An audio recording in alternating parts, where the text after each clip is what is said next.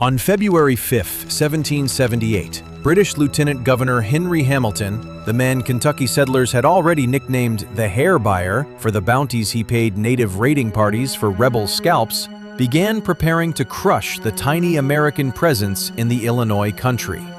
Hamilton commanded regulars, militia, and native allies from a fortified base at Detroit. The rebels he was hunting had no army, no treasury, and no supply line.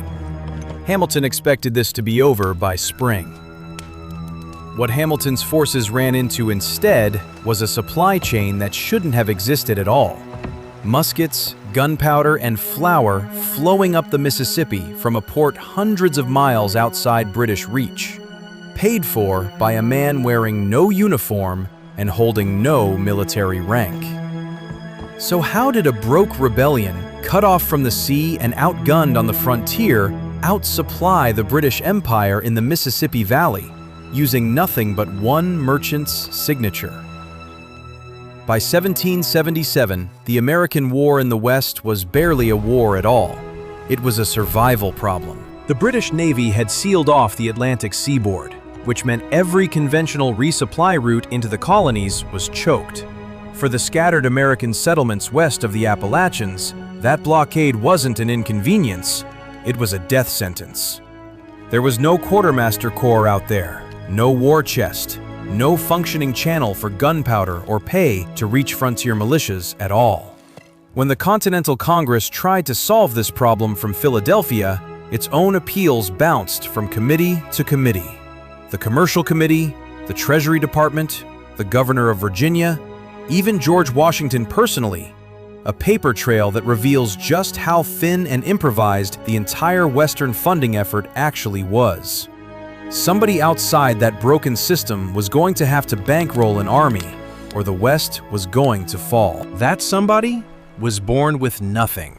Oliver Pollock came into the world around 1737 in Breddy, on the banks of the River Foyle in County Tyrone, Ireland. His father shows up in a 1745 estate muster roll under the misspelled name Jared Polk, a clue to just how far outside the gentry this family sat. Around 1760, Jared and his sons crossed the Atlantic and settled among the Scotch-Irish of Carlisle, Pennsylvania. 7 years before that crossing, Oliver's own brother Charles had written him a letter from Ireland that tells you everything about where this family started. The household had been reduced to selling their only cow, and another brother was treating their aging mother cruelly while living rent-free on their father's land. That is the poverty Pollock was one generation removed from. He didn't stay poor. In 1762, he set up shop in Havana, trading between Cuba and the mainland colonies. Then in 1768, relocated to New Orleans, where a personal friendship with the Spanish military commander Alejandro O'Reilly quietly exempted him from the trade restrictions choking every other non-Spanish merchant in the port. Within a decade, Pollock was one of the wealthiest men on the Gulf Coast. And when war broke out on the other side of the continent, conventional military planners in Philadelphia never thought to look at a Gulf Coast import-export ledger as a war-winning weapon. It was mocked, if it was considered at all, as a merchant's sideline, not a supply line for a revolution. Pollock understood something the Continental Congress refused to accept. The war didn't need to be won with ships the Americans didn't have. It could be financed through a neutral empire's ports and a private man's credit. One bill of exchange at a time, even if that meant staking his own name, personally, against debts no government was actually prepared to guarantee. If you're the kind of person who likes finding the hinge point historians usually skip past, this is exactly the kind of forgotten weapons story we dig into every week here. So if you haven't already, now's a good time to subscribe. Here is exactly how Pollock turned a merchant's ledger into a war machine. Starting in 1776, he began quietly brokering contact between Spanish Governor Unzaga in New Orleans, Patrick Henry in Virginia, and financier Robert Morris in Philadelphia. An unofficial diplomatic back-channel built entirely on personal trust, months before Congress made anything about it formal. In 1777, Congress finally caught up and named him its commercial agent at New Orleans, essentially deputizing a role he was already running on his own initiative. Then came the real test. In 1778, George Rogers Clark set out to seize the Illinois country for the American cause. Kaskaskia, Cahokia, eventually Vincennes, and every musket, pound of gunpowder, and sack of flour that campaign needed had to come from somewhere. Pollock became that somewhere. He personally financed the expedition, using his own money first and his own credit second, buying supplies from New Orleans merchants on the promise, not the guarantee, that Congress would eventually make him whole. The mechanism worked like this. Pollock issued bills of exchange, essentially IOUs backed by his name, drawn against the expectation that Virginia and the Continental Congress would honor them. Riverboats, bateaux, carried the goods up the Mississippi and then the Ohio River to Fort Pitt in western Pennsylvania, where wagons took over for the final overland leg to Continental forces. In 1778 alone, he borrowed $70,000 from Spanish Louisiana's own governor, Bernardo de Galvez, just to keep the pipeline moving. Historian James Alton James later concluded flatly that Clark's entire Western campaign was impossible without Pollock's money behind it. Then the plan expanded again. When Spain formally entered the war against Britain, Galvez organized a Gulf Coast campaign to roll up British West Florida, and he brought Pollock in as his own aide-de-camp, alongside 10 American volunteers folded directly into a Spanish colonial force of 60 militiamen and 80 free black volunteers, pardos and morenos, a genuinely multi-ethnic army marching under one commander toward British positions at Baton Rouge and eventually Pensacola. On the British side, confidence ran deep and it ran cruel. Henry Hamilton's own nickname, the Hair Buyer, came from his willingness to pay frontier raiders for rebel scalps, a reputation built on the assumption that terror alone would keep the Illinois country pacified without serious cost. Further south, British commanders in West Florida held a similar confidence in their fortified positions at Baton Rouge and Pensacola, trusting conventional garrison strength against what they saw as a ragtag colonial Spanish coalition unworthy of real concern. Neither side of the British command structure accounted for the fact that the money and supplies keeping their enemies in the field weren't coming from Congress at all. They were coming from a Gulf Coast merchant's personal signature. Watch it unfold. Clark's men, fed and armed on Pollock's credit, moved on Kaskaskia and took it without a shot fired. The garrison caught completely unprepared for an American force that by every conventional logic shouldn't have been supplied at all.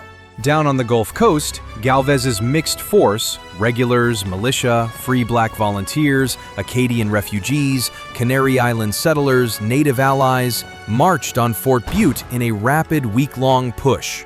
And just 2 weeks after that, on September 21st, 1779, Baton Rouge itself surrendered, taking Fort Panmure near present-day Natchez down with it in the same terms. Then came Pensacola, an 8,000-strong siege force settling in for what would become one of the longest engagements of the entire war. A grinding 2-month contest from March 9th to May 10th, 1781, fought in Gulf Coast heat and humidity until the British position finally broke. At every stage, British commanders were reacting to a war effort they believed had no financial legs to stand on. And every time, it did. By the time the guns went quiet, Pollock's personal advances to Congress and the state of Virginia together totaled almost $300,000. A private individual with no army and no government office, quietly outspending what most entire state treasuries could raise during the war. Some modern estimates put the buying power of that sum anywhere from several hundred million to close to $1 billion today. Though historians are honest that the exact conversion is genuinely difficult to pin down. At Pensacola alone, roughly 8,000 troops sat in a 2-month siege that a garrison confident in its own defenses did not believe could be sustained against them. And when Pollock's own credit finally collapsed under the weight of unpaid bills, the debt chasing him ran as high as $150,000 by some accounts, with Galvez's own certification of his bail putting the figure closer to $79,000. Either number on a single private merchant is the kind of debt load historians still double-check when they first encounter it. The consequences reached far past one campaign. Clark's hold on the Illinois country became the basis for America's claim to the entire Northwest Territory at the 1783 peace talks. Millions of acres negotiated into the United States, largely because Pollock's money had kept a handful of American soldiers fed long enough to plant a flag there first. Much later story. Over a century afterward, on the other side of the world, a Hawaiian rancher named Sun Mei would bankrupt himself funding his brother Sun Yat-sen's revolution against the Qing dynasty, donating what would be worth roughly $20 million today, and filing for bankruptcy years before the cause he funded actually succeeded. Different centuries, different continents, same shape, a private fortune converted into a nation's future, with no government backing the bet. But there was no happy ending waiting for Pollock himself. The very mechanism that made his financing possible, renegotiated bills of exchange that shifted liability from state governments onto him personally, became the mechanism that destroyed him. When Virginia and Congress failed to honor the paper drawn against his name, his credit collapsed. Creditors came after him directly, and by 1782, he was declared bankrupt. Traveling toward the United States to plead his case, he was arrested in Havana on creditors' warrants and thrown into prison, until Galvez personally intervened to free him and put in writing that Pollock's ruin had come directly from his service to the American cause. He spent the next 3 decades of his life writing to Jefferson, to Washington, to Congress, asking to be repaid for a war he had already helped win. He received only partial repayment. And it wasn't only Pollock. George Rogers Clark, the general whose fame Pollock's money built, died just as bitterly unpaid, writing privately that he'd given the United States roughly half the territory it possessed, and that leaving him in poverty for it reflected poorly on the country's honor. Financier and general, ruined by the exact same unpaid debt. Pollock died in December 1823, somewhere in the lower Mississippi Valley near the Louisiana-Mississippi line, remembered by almost no one.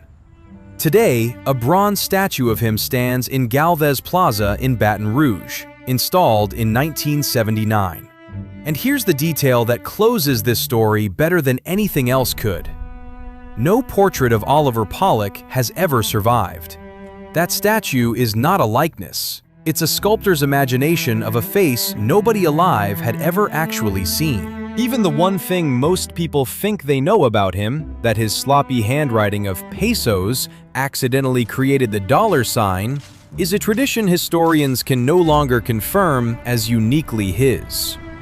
A man who poured a fortune into building a nation's wealth may be remembered, if he's remembered at all, for accidentally sketching the very symbol of that wealth, and for nothing else. The lesson underneath it isn't really about money. It's about what happens when the people who make victory possible are the ones with no army standing behind them to make sure they get paid.